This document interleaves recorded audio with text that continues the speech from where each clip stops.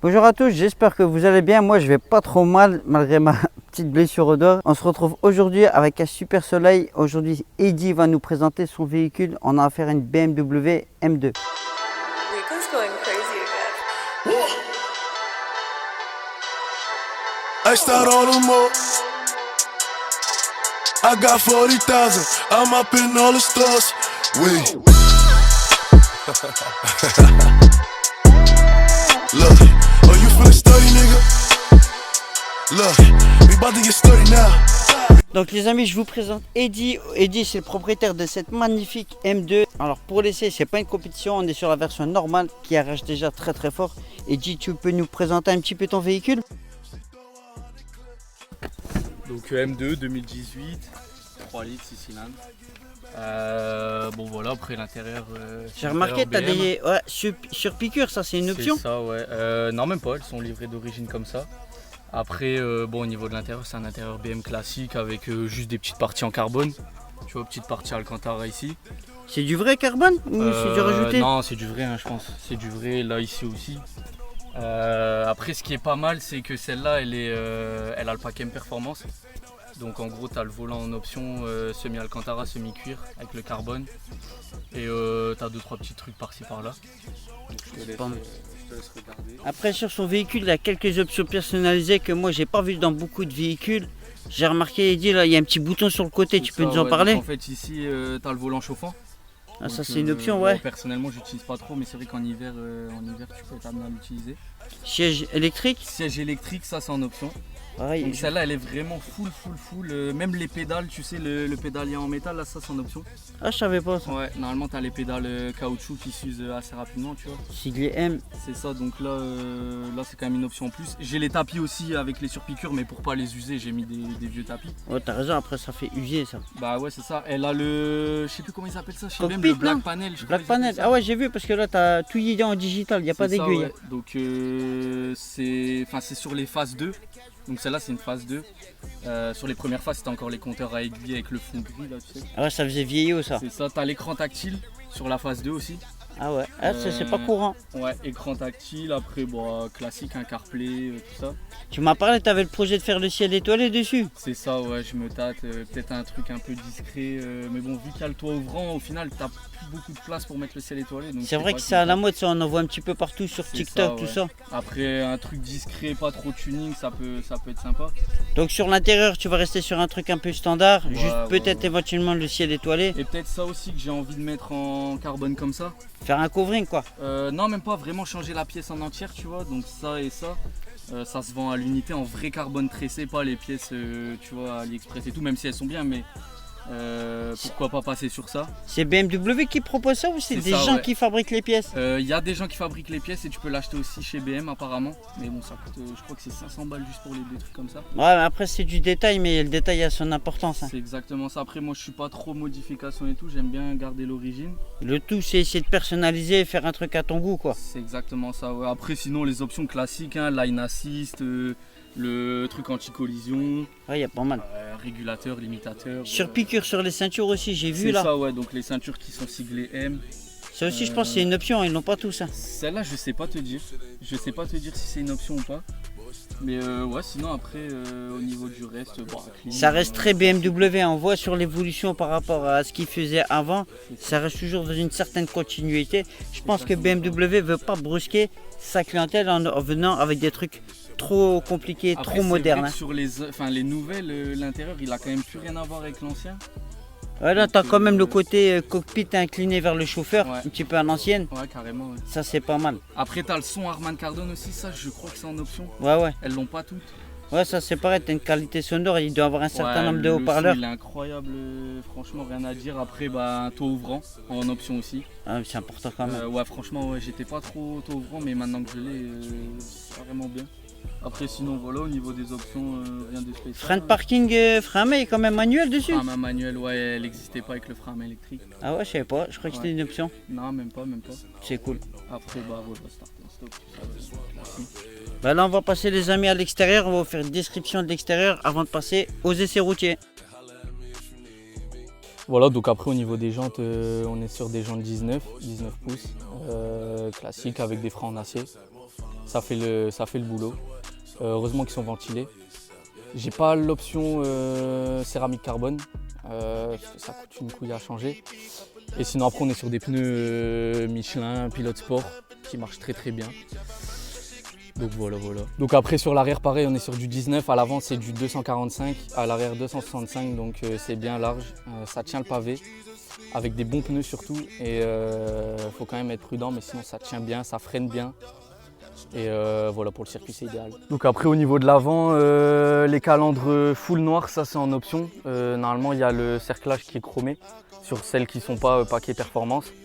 Logo BM classique, ça je l'ai changé, je l'ai mis en noir qui est en chromé d'origine.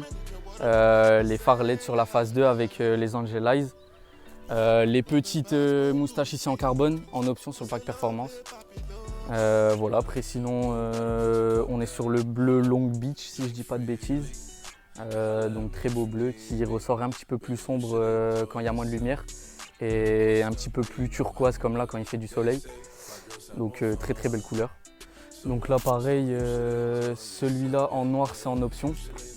Les coques de rétro en carbone en option aussi. Et après on est sur des jupes latérales aussi en carbone avec le pack M Performance. Donc pareil, à l'arrière encore des éléments carbone. On a le petit aileron qui n'est pas d'origine. Donc dispo que sur la pack M Performance. Pareil au niveau du diffuseur carbone. Et on a la ligne, donc ligne d'échappement M Performance avec les clapets. Donc possibilité de les ouvrir et de les fermer avec la télécommande. Donc là ça rajoute vraiment, vraiment un aspect sonore plus à la voiture. Donc voilà.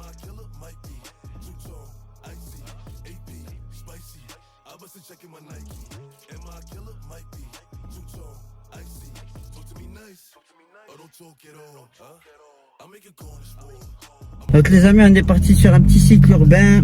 On va en profiter pour voir un petit peu le comportement de la voiture en ville. Comme ça, BMW c'est très très raide. Alors, fais attention au boss. Là ça tourne. Vas-y Eddy, si tu veux. Eddy, je te laisse te présenter. Dis-moi un petit peu ton âge, ton parcours, etc. quoi. Voilà, ben moi c'est Eddy, là j'ai 21 ans. J'ai toujours été passionné de voiture. Donc tu sais Yasser. Et voilà, je travaille dans l'ingénierie électrique avec un petit peu de trucs à côté, immobilier, tout ça, enfin bref. On va pas rentrer dans le détail, mais voilà. Au niveau... T'avais quoi comme véhicule avant celui-là? C'est quoi un petit peu ton histoire dans le milieu automobile? Moi avant, donc j'ai eu le permis il n'y a pas si longtemps que ça, je dois avoir pratiquement 2 ans de permis. Et avant ça j'avais la Golf 7,5 GTI, donc qui était vraiment pas mal pour une première voiture. Quand tu dis 7,5, c'est pourquoi? C'était une Golf 7 phase 2? C'était la phase 2 en fait, avec les phares restylés, l'intérieur, digital cockpit, tout ça. Donc c'était vraiment pas mal. Ça marche. Et sur ce véhicule-là, qu'est-ce qui t'a pas plu? Qu'est-ce qui fait que tu l'as vendu et que tu es passé chez BMW? Franchement, c'est même encore maintenant, je le dis, c'est l'une des c'est franchement rapport qualité-prix. Tu trouves difficilement mieux, je trouve, à l'heure d'aujourd'hui, parce que c'est une voiture qui vaut entre 20 et 30 000, qui a quand même 245 chevaux, un intérieur qui était vraiment full option, elle était top. Moi, je l'avais en 2 portes. Et non, sinon j'en étais très content. Elle n'a pas beaucoup de kilomètres en plus. Je l'avais ramené chez Yasser pour faire forcément la reprog Flexfuel. Donc comme c'était ma voiture de tous les jours, je tournais avec éthanol, essence, donc c'était top. Ça consommait pas tant que ça. Et puis t'avais de quoi te faire plaisir avec 245 chevaux, ça freinait pas très bien par contre. Bah, ça c'est classique sur toutes les petites sportives, on va dire compactes. Ça chauffe assez vite et une fois que c'est chaud, t'as un petit peu de mal à freiner. C'est ça, après pour le prix, on va pas trop se plaindre. C'est quand même une voiture qui est relativement abordable. Et rapport qualité-prix, je pense que elle se défend vraiment bien. Après fiabilité moteur, je sais qu'elle a eu quelques soucis, toi qui connais pas mal. Sur les phases 2, ça a été un petit peu plus refait. C'était vraiment les premières qui avaient beaucoup de problèmes. T'avais beaucoup de casse turbo. Segmentation aussi. Ouais. C'était pas top, mais souvent quand ils refont une phase 2, c'est un petit peu mieux. Sur la revente, t'as eu des difficultés à la revente ou c'est parti assez facilement? Franchement, non, je l'ai mis en vente, je saurais plus te dire exactement les dates, mais fait, je savais que je voulais celle-là, donc je l'ai mis en vente juste après. Et au final, je l'ai vendu à un professionnel. Donc voilà, il y aura pas eu vraiment de soucis, ouais. Et c'est là, dans ta recherche de la M2, il y avait un truc en particulier que tu t'es dit, si elle l'a pas, je la prends pas? En fait, moi de base, j'étais parti sur ses concurrentes directes. Notamment, je voulais une RS3 au début. Ouais. Mais c'est un peu vu, revu. Il y a beaucoup de monde qui en a une. Enfin, c'est une bonne voiture quand même. Hein. Mais voilà, on la voit souvent. Et puis pour avoir essayé, c'était pas autant amusant qu'une propulsion. Là, on a quand même un 6 cylindres. Tu vois, donc. Biturbo ou moto turbo celle-là? C'est la mono turbo, celle-là, contrairement à la compétition qui est biturbo. Donc du coup j'étais parti soit sur ça, soit sur un A45 AMG ou alors un C63 comme tu avais les V8 à l'ancienne. Ouais. Sauf que W204 pour rouler tous les jours. La consommation c'est n'importe quoi. Moi c'est mon daily, donc niveau entretien tout ça c'était pas. Je me voyais mal rouler qu'un V8 tous les jours. Et sinon ce qui m'a fait partir sur celle-là, déjà la couleur. C'est vrai que le bleu il est criminel. Le bleu il est incroyable, je voulais pas d'autres couleurs, moi si je la voulais c'était bleu. Et le son. Il y a un code de couleur spécifique sur celui-là ou pas? C'est bleu quoi? Non, c'est le bleu Long Beach. Il me semble, ouais, c'est le bleu Long Beach. Et non, franchement, la couleur elle m'a plu à mort. C'est vrai, les amis, l'échappement et performance, ça change tout. Et on a voilà. l'habitude d'en faire des M2 au garage. Il y a vraiment une sonorité particulière. Je sais pas si vous allez l'entendre. Ça donne vraiment bien. On va vous faire des petites sorties voies rapides. On va essayer de caser, voir un peu ce que ça donne. Là sur le cycle urbain, là, comme tu vois, on a fait un petit vraiment quelques minutes en urbain. C'est assez raide. T'en es content, c'est pas trop tape-cul, fin de journée, c'est pas trop fatigant. Après tu t'habitues, franchement avec la GT c'était déjà assez tape-cul. En plus j'avais mis les jantes de la GTI TCR, les noires là en 19, ouais. Avec un petit flanc. Donc j'avais l'habitude. Après c'est vrai que quand je repasse sur une voiture classique de tous les jours, c'est vrai que je sens la différence. C'est vrai que c'est raide, mais c'est largement supportable. Les sièges ils font le taf. C'est vrai que t'es bien dans le baquet. Ouais, t'es bien, c'est là. Ouais, c'est là.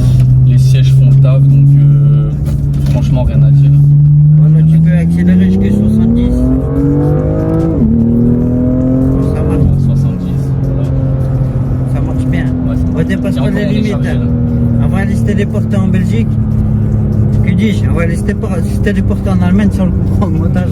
On fera une petite puissance et on va voir que après sur le B. Ouais, encore on est chargé là. Vas-y, c'est pour déconner.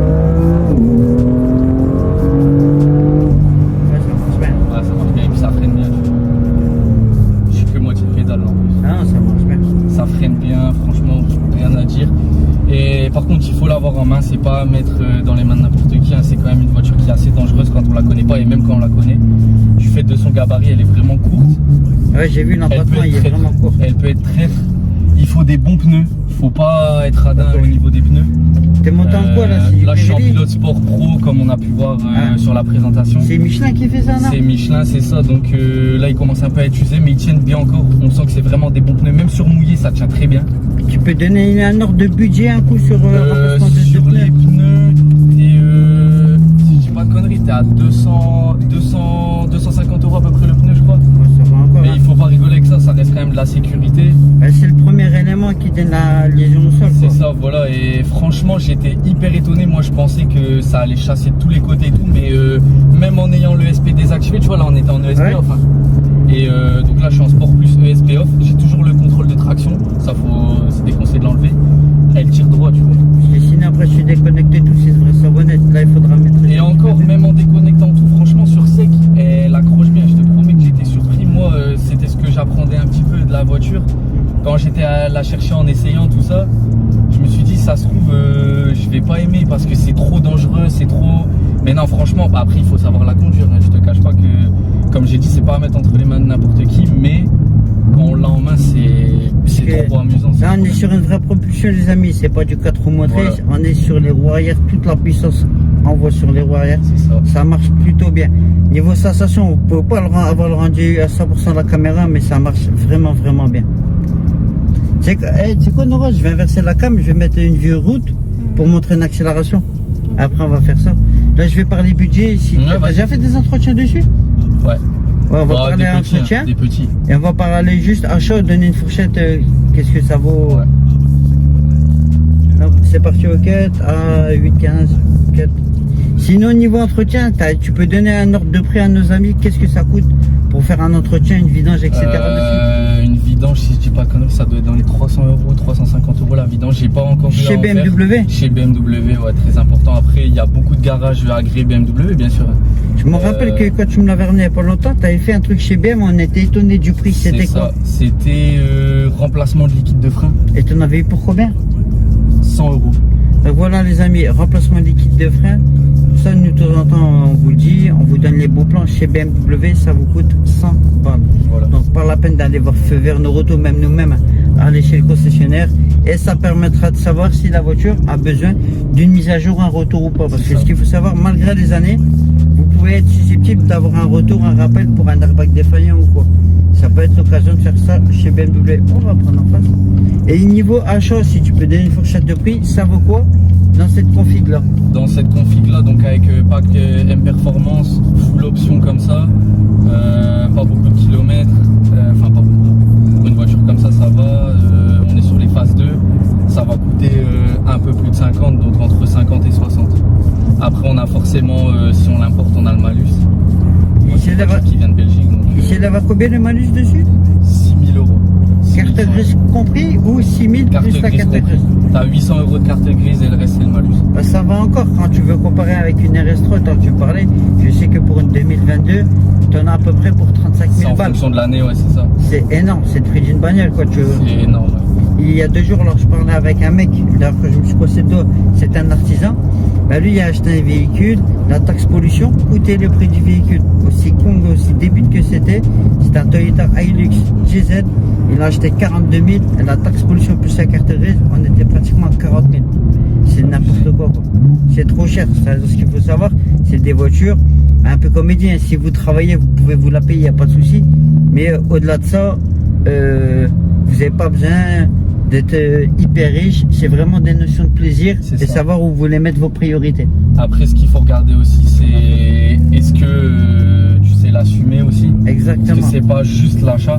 Parce que même des freins, ça doit pas coûter hyper cher par rapport à la bagnole que c'est. Ouais, t'es quand même vite à 400 € un disque, tu vois, 450.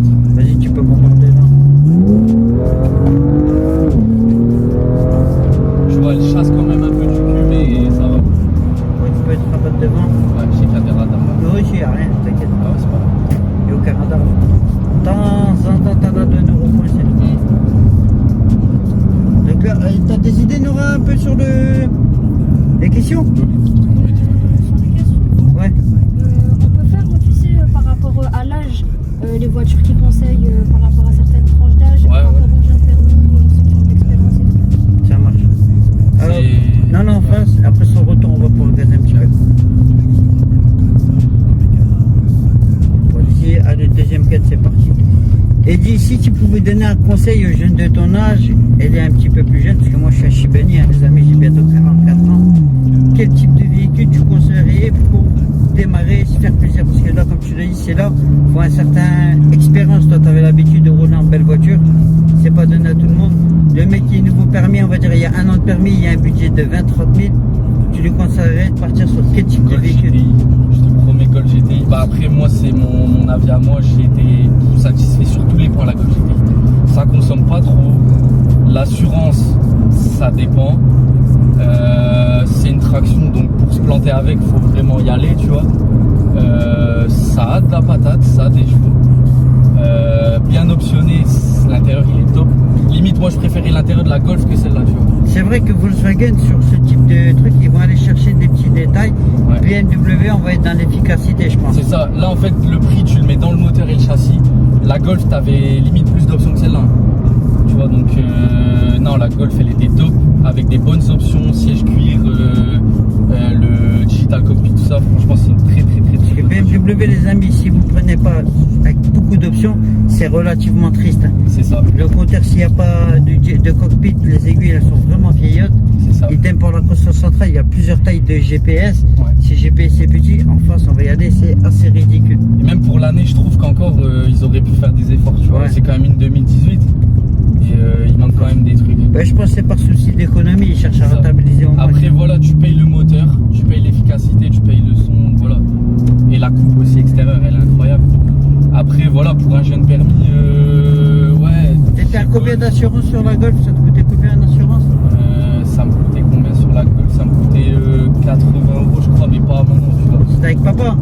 Ouais, c'est ça, donc il a pris sur son nom à lui. Ouais les amis, pas vous embrouiller avec votre père, ça peut servir pour l'assurance. Ça c'est un bon plan ça. C'est ça. Après sur celle-là on va être un peu plus quand même aux alentours des 100 €.